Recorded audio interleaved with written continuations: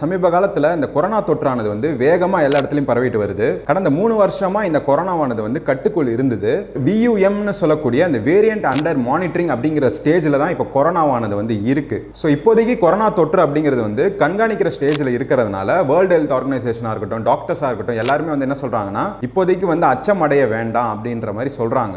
2025 எடுத்துக்கிட்டீங்கன்னா first corona எங்க start ஆச்சுன்னு பார்த்தீங்கன்னா சைனால தான் ஸ்டார்ட் ஆச்சு. சைனாலேருந்து கோவிட் தொற்றானது வந்து வேகமாக பரவி சிங்கப்பூர்லேருந்து ஹாங்காங்குமே வந்து வைரஸ் வந்து ஸ்ப்ரெட் ஆக ஆரம்பிச்சுது. ஃபைனலாக வந்து பார்த்தீங்கன்னா இந்தியாவுக்குள்ளேயுமே வந்து இப்போ கோவிட் ஆனது வந்து எல்லா இடத்துலையுமே வைடாக ஸ்ப்ரெட் ஆகிட்டு இருக்கு. ஆல்மோஸ்ட் 1000+ கோவிட் கேசஸ் வந்து இப்போ இந்தியாவில் கரண்ட்ல இருக்கு. இப்போ கரண்ட்ல இருக்கக்கூடிய இந்த கொரோனா வைரஸ் அப்படிங்கிறது வந்து NB.1.8.1 அப்படிங்கிற பிரிவு கீழே வந்து கொண்டு வந்திருக்காங்க. அப்படின்னா என்னன்னு பார்த்தீங்கன்னா ஃபர்ஸ்ட் ஃபேஸ் ஆஃப் கொரோனால எப்படி இந்த வைரஸ் வந்து ஸ்ப்ரெட் ஆக ஆரம்பிச்சதோ அதே போல மியூட்டேஷன்ஸ் வந்து இப்போ இருக்கக்கூடிய அந்த NB.1.8.1 அப்படின்னு சொல்லக்கூடிய இந்த ஒரு கிளாசிஃபிகேஷன் ஆஃப் கொரோனாக்குமே இருக்கு அப்படின்ற மாதிரி சொல்லியிருக்கிறாங்க. அந்த மியூட்டேஷன் சொல்லக்கூடிய அந்த உருமாறும் தன்மை வந்து பார்த்தீங்கன்னா இப்போ இருக்கிற கொரோனாக்கு வந்து ரொம்பவே ஜாஸ்தி அப்படின்னு சொல்றாங்க. Same as phase 1. இந்த கிளாசிஃபிகேஷன் ஆஃப் கொரோனா வைரஸ் வந்து எந்த ஃபேமிலி கீழே வருதுன்னு பார்த்தீங்கன்னா XDV.1.5.1 அப்படின்னு சொல்லக்கூடிய அந்த ஃபேமிலிக்குள்ள தான் வந்து இந்த கொரோனா வைரஸ் ஆனது வந்து வருது.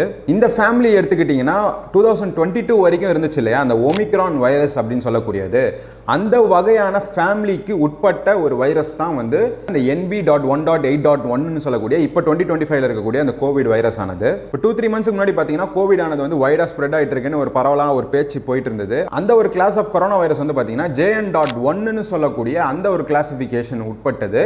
அதை விட இந்த NB.1.8.1 சொல்லக்கூடிய இப்போ லேட்டஸ்டா இருக்கக்கூடிய அந்த வைரஸ் வந்து பார்த்தீங்கன்னா 6 மடங்கு ரொம்பவே வந்து ஸ்ப்ரெட் ஆகக்கூடிய தன்மை உடையது அப்படின்னு சொல்லியிருக்காங்க. அதாவது அதிகமான ஒரு வீரியம் இருக்கும் அப்படிங்கிறாங்க இந்த ஒரு வைரஸ்க்கு. இந்த பர்టిక్యులர் வைரஸை வேர்ல்டு வைடு வந்து ஒரு ஸ்டடி பர்பஸ்க்காக எடுத்து சேகரிச்சு வச்சிருக்காங்களா, ரிசர்ச் வந்து பண்ணிட்டு இருக்காங்களாம். அந்த அளவுக்கு வந்து இது ஒரு மியூட்டேஷன், அதாவது பரவல் தன்மை ஜாஸ்தி உள்ள ஒரு வைரஸ் அப்படிங்கிறதுனால நாளைக்கு எங்க நம்ம நாட்டிலையும் ஸ்ப்ரெட் ஆகிற போதே அப்படிங்கிற ஒரு அச்சத்தில் அவங்க வந்து அந்த ஒரு வைரஸை எடுத்து இப்போ டெஸ்டிங் ஆனதுமே நடந்துட்டு இருக்கு பல கண்ட்ரீஸ்ல. ஸோ ஓவராலா பார்த்தீங்கன்னா இந்த வைரஸோட அந்த ஸ்ப்ரெட் ரேஷியோன்னு சொல்லக்கூடியது வந்து 10.7% வந்து இருக்கு அப்படின்னு சொல்லியிருக்காங்க.